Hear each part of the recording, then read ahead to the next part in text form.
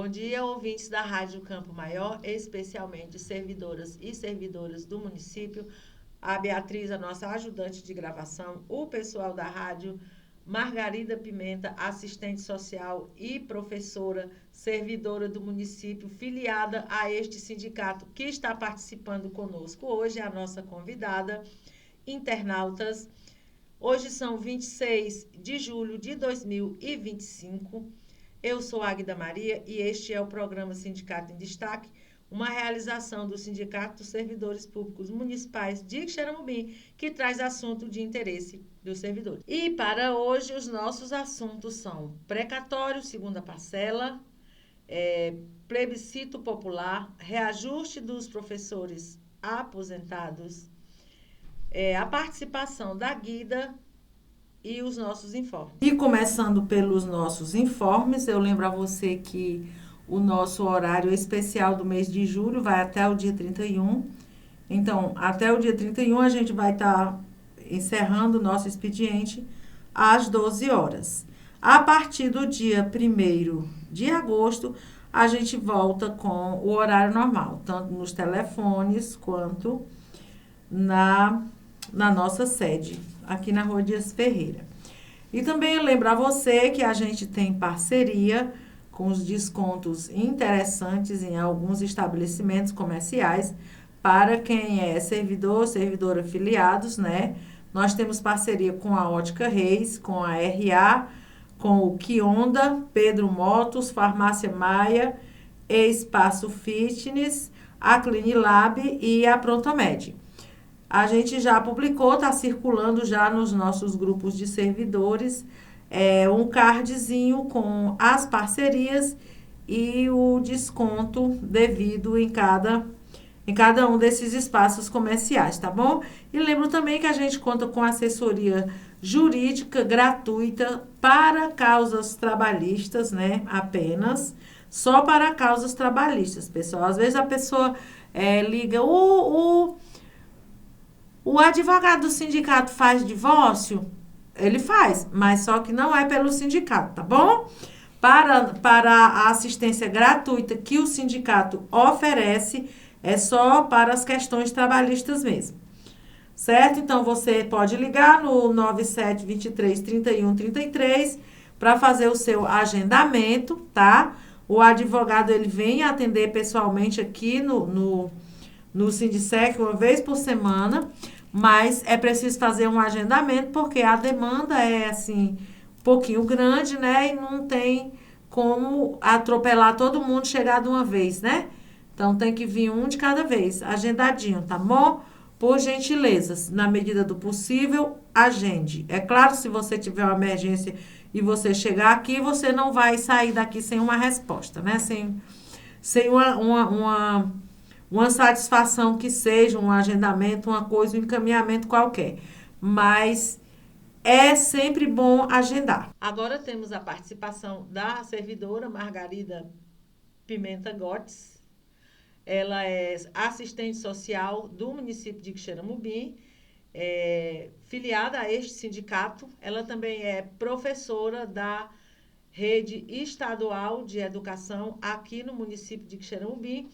E ela vem falar com a gente sobre justamente a sua profissão de assistente social e a importância, né, as funções e a importância desses profissionais na nossa vida cotidiana, na vida dos munícipes e da sociedade de um modo em geral. Bom dia, Guida. Quem são os assistentes sociais? Bom dia, Águida. Bom dia aos ouvintes, né? Primeiro, agradecer a oportunidade de estar ocupando esse espaço e poder estar falando da nossa profissão, né? Quem são os assistentes sociais? São profissionais que cursaram, né, serviço social, que fizeram o curso de serviço social numa faculdade reconhecida pelo MEC e que possuem registro no Conselho Regional de Serviço Social do seu estado. É uma condição, não basta só você fazer a faculdade. Você tem que fazer a faculdade e se registrar no conselho e contribuir anualmente com esse conselho. É importante que se saiba disso, né, para estar exercendo legalmente a profissão. Essa é a primeira condição. E é importante que saiba que nós temos uma lei específica que rege a nossa profissão, que é a Lei 8.662 de 1993. 93 para a gente foi extremamente importante aquele ano, porque foi quando saiu tanto a lei que rege a nossa profissão, como a própria Lei Orgânica da Assistência Social. Uma em junho e a outra em dezembro. Então, 93 para a categoria foi um ano bem fora, né? Depois da Constituição, em que foi colocada a política da assistência social como uma política pública, talvez seja o ano mais importante para a gente. Guida, você falou sobre o profissional, né? Sobre o assistente social, a regularização da profissão. Agora, a gente ouve muito falar em o serviço social, a assistência social, o assistencialismo. Existe diferença e qual é a diferença desses termos? Qual é a diferença entre assistente social e assistência social? Boa pergunta, assim, interessante essa pergunta. A gente mesmo, enquanto categoria, vem historicamente tentando, né, trazer essa diferenciação para a comunidade, para a sociedade como um todo. Vamos lá.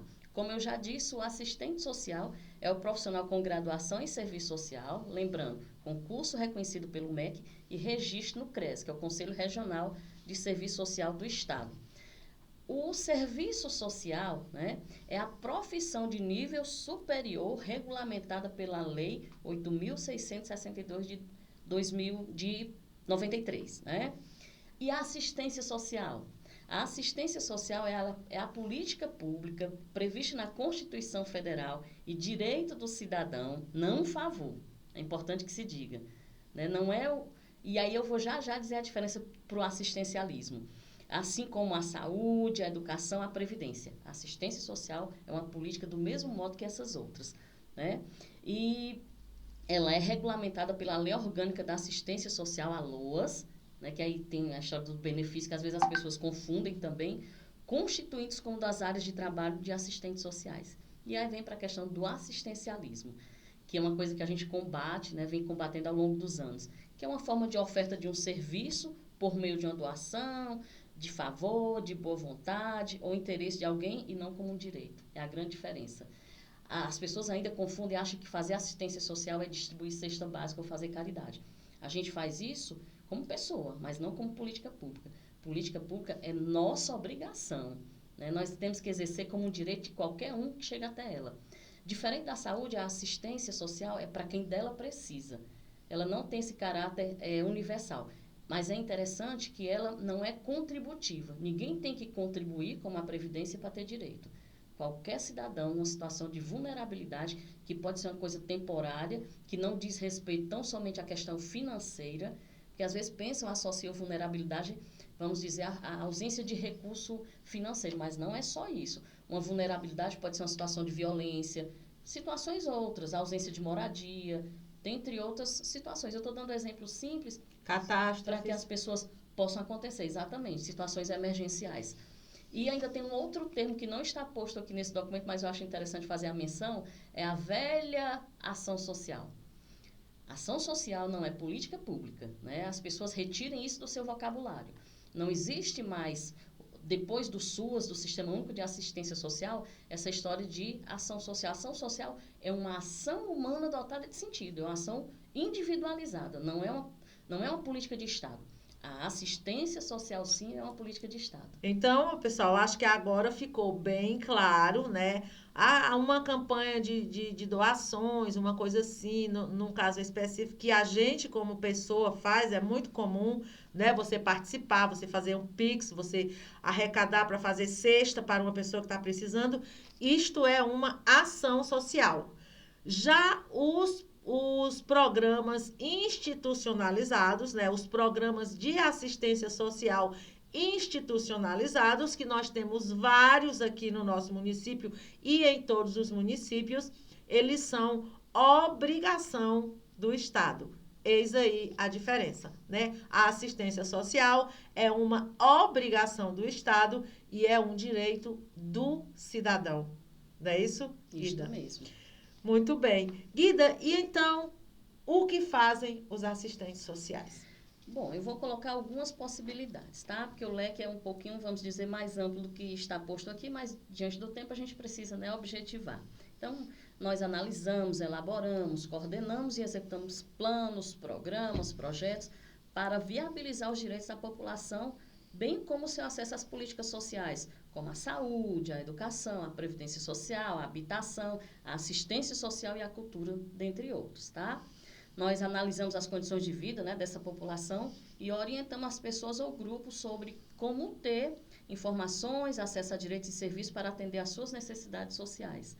Né? Nós, assistentes sociais, elaboramos também laudos, pareceres e estudos sociais e realizamos avaliações, analisando documentos, estudos técnicos, coletamos dados e pesquisas. Além disso, trabalhamos no planejamento, organização e administração dos programas e benefícios sociais fornecidos pelo governo, como é o caso do Bolsa Família, né, que é um programa de transferência de renda, por exemplo. Aqui no município nós temos assistente social lá dentro do Cadastro Único, para você ter uma ideia, né, de um dos locais que a gente pode estar.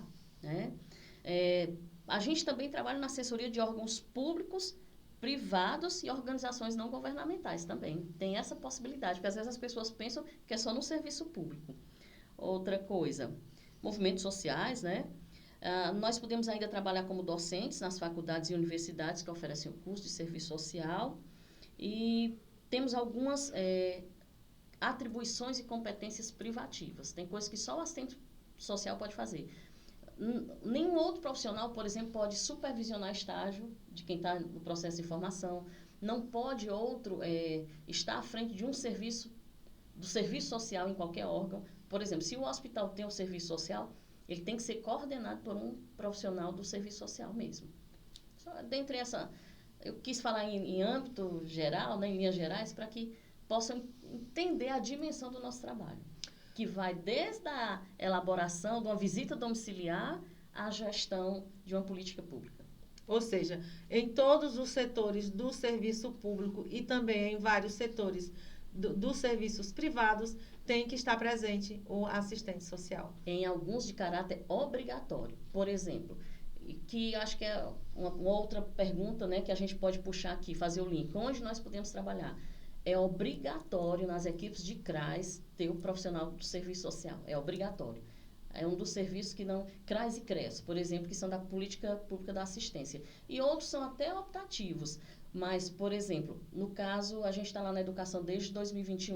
É uma lei de 2019 que coloca o psicólogo e o assistente social como profissionais da educação. Auxiliares, né? Digamos assim, colocado, de apoio. Mas não tem nem esse termo, na verdade. Mas a gente vai complementar o trabalho que é feito. O professor trabalha em sala de aula, faz aquilo que é da nossa competência enquanto professor. E a gente desenvolveria as outras questões sociais, entendendo o contexto familiar, entendendo porque aquele aluno, às vezes, apresenta um quadro de evasão, porque apresenta um quadro de violência. E, normalmente, né, as causas dessas situações são questões sociais e que acabam desembocando no psicológico muitas vezes. Ou seja, uma equipe multiprofissional, né, o caso aí que auxilia na educação. Né? Para garantir que os alunos permaneçam na escola e garantindo a aprendizagem. Né? Não, o fato do nosso link, né, com a educação, para que as pessoas entendam a importância do nosso trabalho, é garantir, dar condições, entender o que está gerando aquela situação adversa para aquele aluno, entender o contexto familiar, muitas vezes, porque o que acontece muitas vezes na escola, muitas vezes não, eu diria todas as vezes, 99% de chance é de vir aquela situação de às vezes, indisciplina, de infrequência. A causa normalmente está ligada ao contexto familiar, né? A esse contexto social, reflexo desse contexto social. Né? Dá para entender a lógica? Está desenrolando o fio da meada, Guida. E aqui no município, aonde vocês estão trabalhando? É um trabalho individual? É um trabalho em equipe? Como é que é? Olha, para o nosso trabalho ser mais efetivo, ele precisa ser feito em equipe. E a gente tem conseguido fazer, de um modo geral, eu falo isso em linhas gerais, a maioria dos profissionais a gente trabalha muito em parceria com os demais, inclusive com outros colegas que estão em outra política pública. Mas, como eu disse, não é específico do poder público, mas é muito característico que Quirumbim a gente perceber essa presença, né, no poder público municipal. Nós temos assistentes sociais dentro da política da assistência, nos CRAS e CREAS, na unidade de acolhimento, na própria Secretaria de Assistência Social e na sede do Cadastro Único, é onde funciona, né, o Bolsa Família e outros programas do governo. Dentro da saúde, nós temos dentro da própria secretaria, nós temos no Sereste, nós temos no SAD, nós temos na UPA e no Hospital Pontes Neto. E no hospital no regional temos, mas é o pessoal ligado a outra instituição, né? Eu estou na educação, mas nós também encontramos colegas coordenando outros serviços, como, por exemplo, CAI, que a própria Policlínica Municipal tem um assistente social à frente. Então, assim, você percebe essa presença desse profissional. Recentemente, a gente fez um levantamento, Águida, tem em torno de 50 profissionais trabalhando no município. Agora, infelizmente, efetivos, concursados, hoje apenas 23. A gente ainda se choca, né? É uma constante no município, mas a gente ainda se choca quando você vê, assim, que uma categoria tem mais prestador de serviço do que profissional efetivo, o que deveria ser o contrário, né? O prestador de serviço deveria ser uma exceção, mas aqui em algumas profissões, às vezes, né, Guida, parece que a exceção é o profissional efetivo, o concursado. E esse assunto é muito bom, ainda tem muito o que falar. A gente poderia ficar falando aqui umas 2 horas ainda não esgotava tudo que tem para dizer sobre. Só para vocês verem a importância deste profissional, como tantos outros, né, no nosso dia a dia, na nossa sociedade e principalmente no serviço público.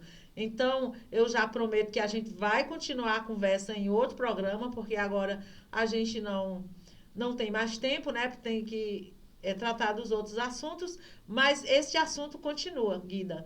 Ou a gente vai lhe convidar outra vez, ou vamos convidar uma outra assistente social, porque temos muitas, né, efetivas no município, mas o assunto não se esgota, né, pessoal? Porque, com certeza, como em mim, né, suscita algumas dúvidas, em vocês também, eu acredito que sim. Guida, muito obrigada pela sua participação, muito obrigada pelas suas informações e um bom dia. Muito obrigada, Águida. Eu queria agradecer a oportunidade de estarmos aqui, porque é uma oportunidade, de algum modo, a gente divulgar nossas ações, né, enquanto categoria, e a própria população, né, os ouvintes estarem cientes daquilo que pode ser realmente feito por um assistente social. Meu muito obrigada e bom dia a todos. Nós que agradecemos. E já aproveitando essa fala da Guida, né, gente, vamos fazer aqui o link com a campanha salarial 2025. Quem cuida do município somos nós, né? Vocês viram aí a importância que tem uma assistente social dentro do município, dentro do serviço público. E como elas, né? Como essa categoria, temos outras também muito importantes, que são as categorias chamadas de nível técnico e superior, que a gente diz, né? Que os que ganham acima de um salário mínimo estão com uma defasagem salarial de décadas, né? De mais de uma década, né? Precisamente. Então, a gente aproveita para já solicitar do senhor prefeito, né? Que reconsidere aquilo que ele nos disse agora no mês de junho, que não daria reajuste para estes servidores que ganham acima do salário mínimo, que assim como as assistentes sociais, como é que a gente acabou de ouvir, nós temos os fisioterapeutas, temos os intérpretes de Libras, temos os fonoaudiólogos, temos os psicólogos, temos os terapeutas ocupacionais, né? Todas as categorias que ganham acima do salário mínimo estão há mais de décadas sem reajuste. O prefeito disse que não ia dar, né? Mas a gente não está desistindo de continuar pedindo, não. Inclusive, a gente vai marcar uma reunião na primeira semana de agosto, tá? Eu já fiz aqui um levantamento de todas as categorias que tem servidor filiado, né? Das que ganham acima do salário mínimo, para eu chamar esse pessoal para uma reunião. Eu vou chamar agora na primeira semana de agosto, e para a gente traçar estratégias, né? Para a gente procurar aliados para ver se consegue um reajuste salarial para esse pessoal. Porque não tem cabimento esse tempo todo está um monte de servidor penalizado sem uma reposição, nem que seja inflacionária, tá certo? Não tem mais cabimento isso. O prefeito Cirilo Pimenta precisa tomar uma providência a esse respeito, porque é uma situação que está ficando insustentável, né? O município está aí cheio de glórias por todos os lados e de feitos por todos os lados. E o servidor? E aquele que presta o serviço à população?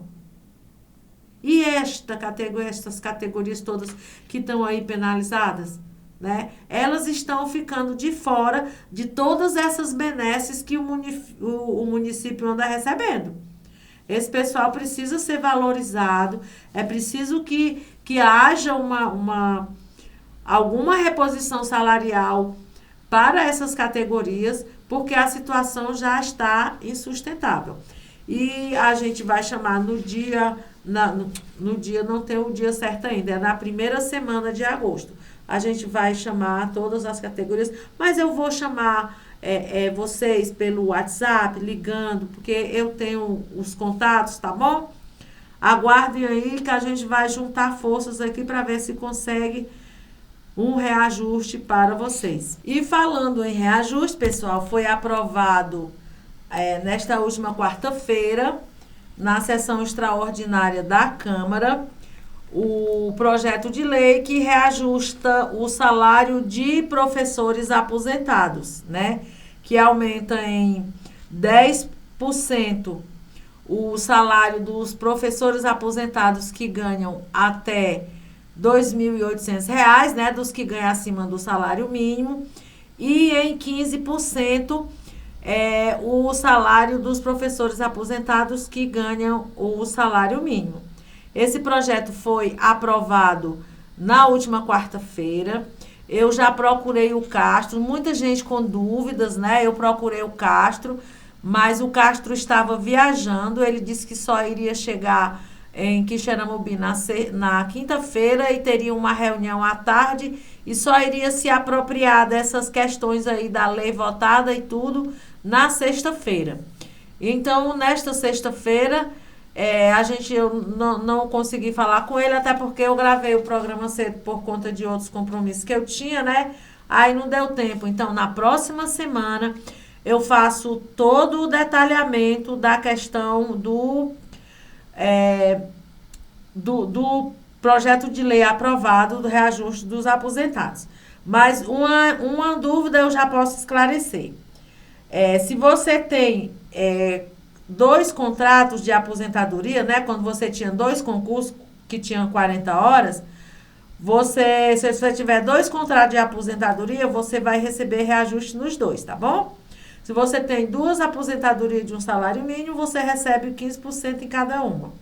Se você tem 2 aposentadorias de até R$ 2.800, você recebe 10% em cada uma. Tá bom? Compreendido? Porque era uma dúvida das pessoas se ela tinha 2 aposentadorias, se era para as 2. Para as 2, viu? Para cada uma em separado. Não é juntando as 2, não, tá bom? E outra coisa que eu perguntei, o Castro, ele não soube, ele disse que não sabia, não poderia responder, mas achava pouco provável que já fosse pagar agora, né? Ele não sabe, disse, eu não posso responder isso, mas eu acho pouco provável, porque hoje já é 25, que a gente estava conversando ontem, né? Então, era essa a questão. No próximo programa, eu trago todo o detalhamento para vocês. O certo é que o projeto de lei foi aprovado. Eu não consegui me informar se já foi sancionado, mas será sancionado com certeza, né? E é isso, é só aguardar que, se não der tempo agora ainda nesse pagamento, mas para o próximo, com certeza, já estará garantido. E, pessoal, a gente esteve presente lá na sessão da Câmara. Por quê? Porque o projeto de lei que foi enviado para a Prefeitura, ele limitava o reajuste de 10% para quem ganhar acima de um salário mínimo até R$ 2.800. Então, segundo o Procurador-Geral do município, doutor Carlos Monteiro, cerca de 50 professores iam ficar de fora desse reajuste, né?